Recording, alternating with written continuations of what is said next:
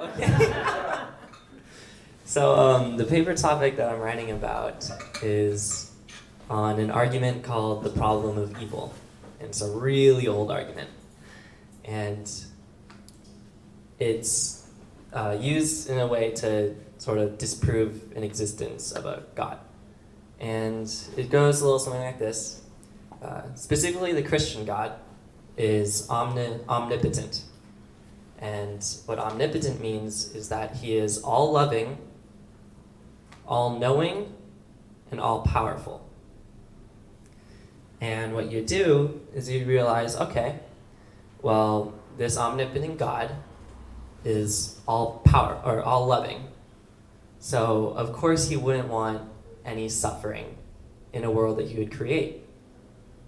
And he's also all-knowing. So he would know when suffering is going to take place in his world. And he's all-powerful. So he would be able to come in and stop said suffering. Well, there's obviously suffering in this world. Bless you. So doesn't that mean there's probably not an omnipotent God? And I am attacking the argument, defending the existence of a God. And I came to a conclusion, much like Pastor Frank was stating earlier, that suffering brings out virtue. There is a climber, I forget his name, but he does free climbing, which means no harnessing, no rope, nothing, just climbing with your hands. And just last summer, he was able to climb El Capitan in Yosemite. Total free solo climb. And you would obviously say, like, wow, he has a lot of courage in doing that, right? He has a lot of fortitude. And what he was saying is he has the courage to do it because there's a danger involved.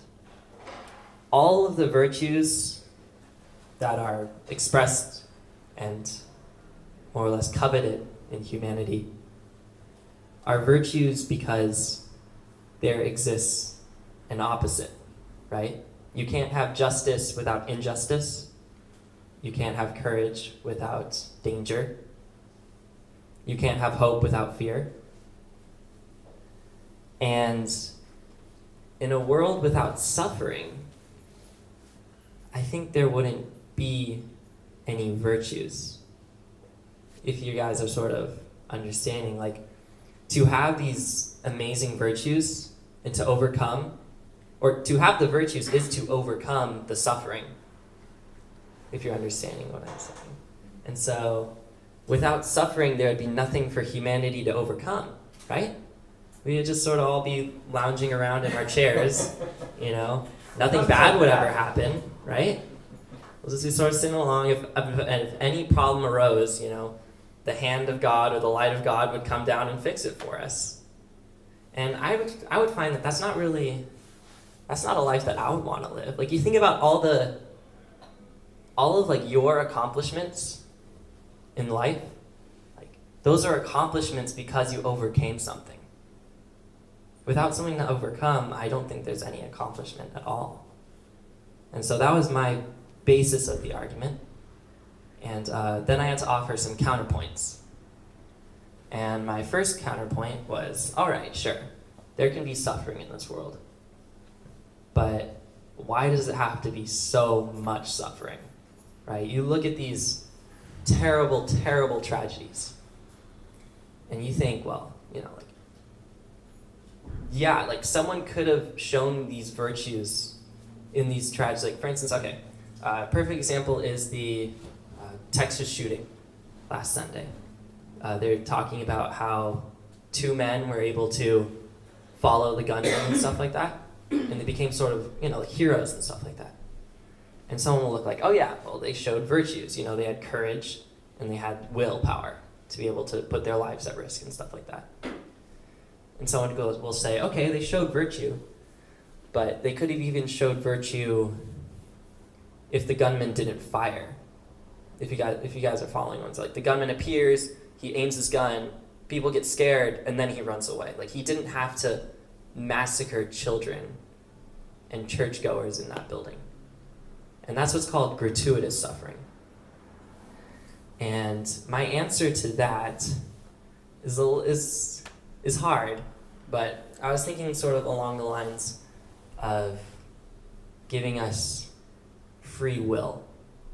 What you would call gratuitous suffering, then, is man-made suffering. Just as we, as humans, have the option to do these wonderful, amazing accomplishments, we also have the option to do terrible, terrible things. But I would argue that for every terrible thing that happens, there's also two incredible, shining examples of human achievement. And the other sort of argument that you would say is suffering that doesn't benefit anyone. And my professor gave the example of a orphan child that is born, the mother dies, there's no relatives, nothing, and they die of malaria in 2 hours.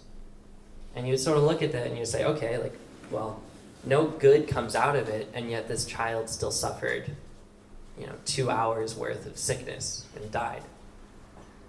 And what I separated them, first, the gratuitous suffering was man-made, and the diseases, disasters, earthquakes, fires, I put that as natural suffering. And I argue that no, natural suffering does have a purpose. A lot of people died in the San Francisco earthquake and the resulting fire. And someone might say, oh, well, why did the earthquake have to happen? If God's all powerful, he could have stopped the earthquake. But I'd say that those natural disasters are the things that help human achievement, in the sense that now we have earthquake-proof housing.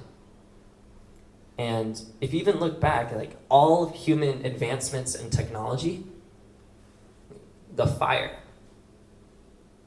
was used to overcome cold.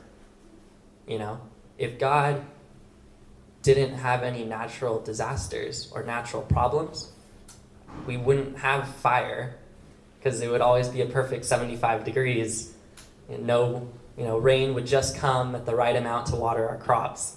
And we would already probably still be back in the early BC eras of just living in huts and relaxing. We wouldn't have to worry about diseases, so modern medicine wouldn't be a thing.